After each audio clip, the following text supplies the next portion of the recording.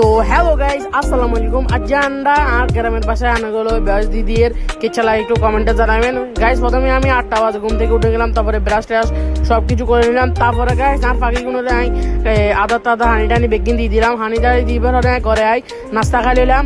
নাস্তা খাইবার হরে সাইকেল লোক ঘুরতাম বাড়ি গেছি। দেখতে পাচ্ছেন এটা হচ্ছে আন্ডা, মানে আন্ডা প্রজেক্ট। কেচে একটু কমেন্টে জানাবেন। তারপরে বাইতে এলাম, গোসল গা ধুইলাম সুন্দর মতো। গোসল গা ধুইবার হরে বললাম না কিছু গোসল গা ধুয়ে পেলাম মতে। তারপরে গোসল গা করে হরে রেডি হয়ে গেলাম, পাঞ্জাবি হিন্দি গেলাম। পাঞ্জাবি হিন্দার পর গুটি গুটি পায়ে চলে যাই রান্না মসজিদে। গায়ে গুটি পায়ে আনা চলে যাচ্ছি মসজিদে। আনারা একদিন ছাই থাকেন, আমরা মসজিদে চলে এলাম। মসজিদে আসার পর তারপর আবার নামাজ টামাজ শেষ করে আমরা আবার বাজ্যে যাওয়ার পর ভাত টাত খাই নিলাম ভালো মতে।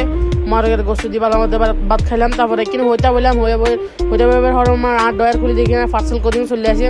দেখতে পাচ্ছেন এই পার্সেল চলে রান্নাগুলো খুলি দেখাই। আজকের মিনি ব্লগ কিরকম লাগছে একটা কমেন্টে জানাবেন। আসসালামু আলাইকুম।